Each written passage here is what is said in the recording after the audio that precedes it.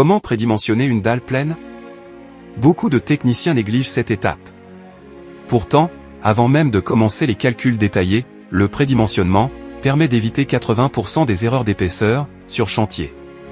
Une dalle mal prédimensionnée peut fissurer, fléchir excessivement ou coûter inutilement cher. Voici donc comment prédimensionner une dalle en béton armé. 1. Déterminer les portées LX et LY. On identifie d'abord les deux dimensions de la dalle sur le plan.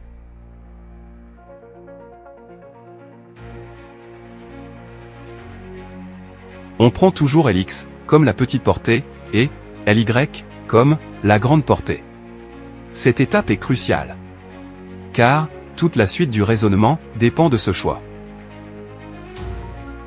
2. Le calcul de alpha.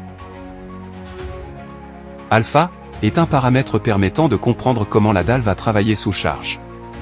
Sa formule est alpha égale à LX divisé par LY.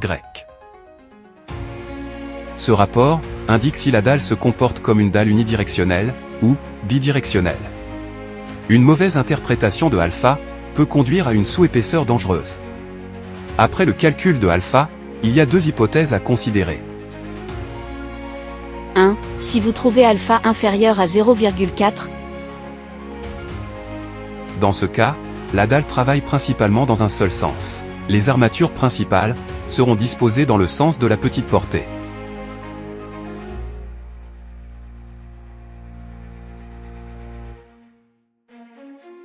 Alors, pour trouver l'épaisseur de la dalle, on utilise l'une des formules suivantes.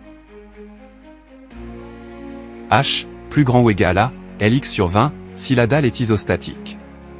H, plus grand ou égal à LX sur 25, si la dalle est hyperstatique.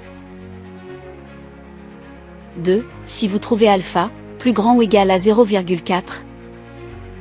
Ici, la dalle travaille dans les deux sens, c'est-à-dire bidirectionnelle. Les charges sont réparties vers les appuis, dans les deux directions. Dans ce cas, pour trouver l'épaisseur de la dalle, on utilise l'une des formules suivantes. H, plus grand ou égal à LX sur 30, pour une dalle isostatique. H, plus grand ou égal à LX sur 40, pour une dalle hyperstatique. Attention aux erreurs fréquentes. Beaucoup utilisent la grande portée au lieu de la petite, ce qui fausse tout le calcul. D'autres oublient de vérifier si la dalle est isostatique ou continue. Et surtout, certains confondent prédimensionnement et dimensionnement final. À demain pour l'exemple d'application. Veux-tu voir ce type de contenu le plus souvent? Alors, abonne-toi.